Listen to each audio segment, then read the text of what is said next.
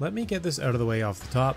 Star Renegades is an excellent turn-based roguelite with deep and compelling combat and decision making, but its performance on Switch severely hampers the overall experience. When the phrase "one more run" refers not to dying in-game and starting over from scratch, but instead means the game crashes and you're booting it up again from the Switch home menu, that's a major issue. That said, the game itself is a gem. I mean, just look at that incredible pixel art.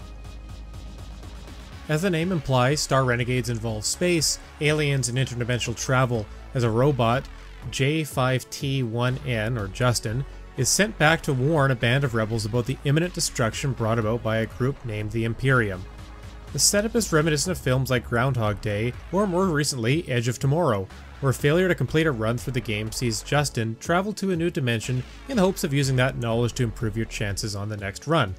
While the story does feel like typical sci-fi fare, it lends itself well to the roguelite mechanics. Every new run begins with your choice of 3 heroes, with more to unlock using points earned as you play. They fall into different classes such as Empath, a magic-based support, Valkyrie, a frontline damage dealer, and Saboteur, a class that can stun and knock back enemies. Every character feels unique, and so composing an initial party of 3 and growing it even more makes for meaningful choices and strategizing. When your squad is ready to set out, you start at a brief warm-up area before taking on 3 different planets and eventually the Imperium themselves. Primarily, gameplay consists of 2 segments. In the first, you navigate a zoomed-out map of the planet that is divided into smaller territories.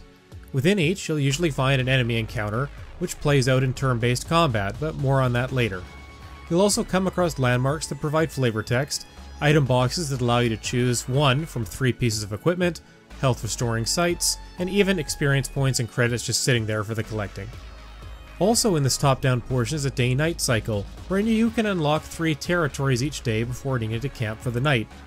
Moving around during the day provides different paths for you to take, but many end up being locked down as your 3-day time limit ticks away, so you need to plan ahead.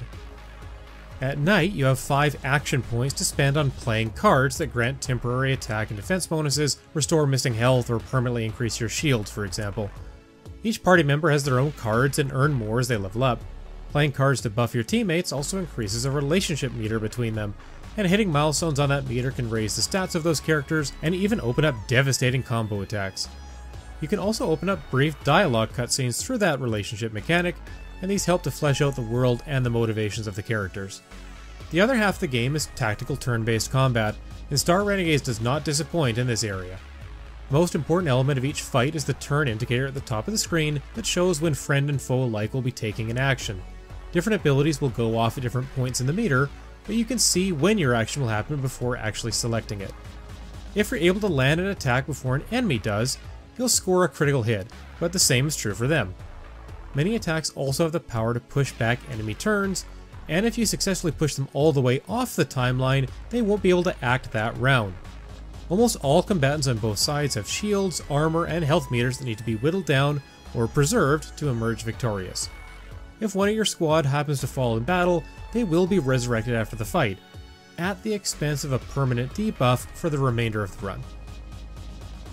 Like the Nemesis system of Shadow of Mordor, Star Renegade's adversary system rewards enemy commanders who successfully halt your progress or escape an encounter with you. On subsequent runs or meetings, these enemies will remember you and be even more deadly. At multiple points in the game, you'll be given a look at the collection of adversaries awaiting you on each planet, and this view allows you to scout ahead to discover their strengths and weaknesses. The adversary system and procedural generation of the game work well in tandem to provide longevity and variety. While there's no doubt that Star Renegades can provide a fresh and satisfying experience, it is not likely to do so on Switch. The performance issues are far too much to overcome at present. Constant frame rate dips, frustratingly small text, and game-halting crashes make this version of the game very much a wait-and-see proposition. A Day 1 patch is in the works, but it will need to do some heavy lifting to salvage what is ultimately an unplayable game in its current state. If you have access to the Xbox or PC version of Star Renegades, it's absolutely worth picking up. Switch players should avoid this one for now, however. Fortunately, the developers have indicated long-term support for the game, so keep an eye out for updates in the meantime. You'll definitely want to live, die, repeat but ideally in the game, rather than playing Crash, Reboot, Reload with your Switch console. This video was made possible by our generous supporters on Patreon. Check out patreon.com/NWR for all the details.